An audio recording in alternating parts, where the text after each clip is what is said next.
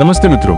हमारे प्राचीन ग्रंथों और धर्मशास्त्रों में मानव जीवन को श्रेष्ठ बनाने के लिए अहिंसा, पवित्रता और सदाचार पर बहुत गहरा जोर दिया गया है। विशुद्ध मनुस्मृति के द्वितीय अध्याय और पृष्ठ संख्या 106 पर इस बात को बड़े ही स्पष्ट रूप से समझाया गया है कि अनजाने में या अपनी जीभ के स्वाद के लिए की गई हिंसा मनुष्य को किस पतन की ओर ले जाती है। ग्रंथ के अनुसार न कृत्वा प्राणिना हिंसा मांसमुत्पद्यते क्वचित न च प्राणिवधः स्वर्गीयस्तस्मान् मांसम विवर्जयेत। इसका सीधा और सरल अर्थ यह है कि किसी भी निर्दोष प्राणी की हत्या किए बिना कभी भी मांस की उत्पत्ति संभव ही नहीं है, और किसी भी जीव का वध करना कभी भी मनुष्य को सुख, शांति या उच्च गति नहीं दे सकता।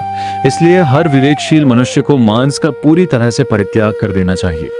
अक्सर लोग सोचते हैं कि पाप केवल मांस खाने वाले को लगता है, लेकिन ऐसा नहीं है। अगले श्लोक में इस भ्रम को पूरी तरह तोड़ते हुए कहा गया है, अनुमंता विशस्यता निहंता क्रय विक्रय संस्कृता चोभरता च खादकश्चेति घातकः। इसका अर्थ बहुत ही गहरा और आंखें खोलने वाला है। इस श्लोक के अनुसार इस पूरी प्रक्रिया में शामिल हर एक व्यक्ति बराबर का दोषी है। मांस भक्षण की सलाह देने वाला, जीव को काटने वाला, उसे मारने वाला, उसका व्यापार यानी खरीदने और बेचने वाला, उसे रसोई में पकाने वाला, उसे लाकर सामने परोसने वाला और अंत में उसे खाने वाला, ये सभी के सभी लोग शास्त्रों में समान रूप से घातक यानी पापी माने हैं। इसी प्रकार शास्त्रों में केवल मांस ही नहीं बल्कि मद्यपान यानी शराब पीने का भी कड़ा निषेध किया गया है। मद्यपान को महापापों की श्रेणी में रखा गया है क्योंकि शराब मनुष्य की बुद्धि, विवेक और सोचने समझने की शक्ति को पूरी तरह नष्ट कर देती है। जो व्यक्ति मद्यपान और मांस भक्षण जैसी तामसिक चीजों में लिप्त रहता है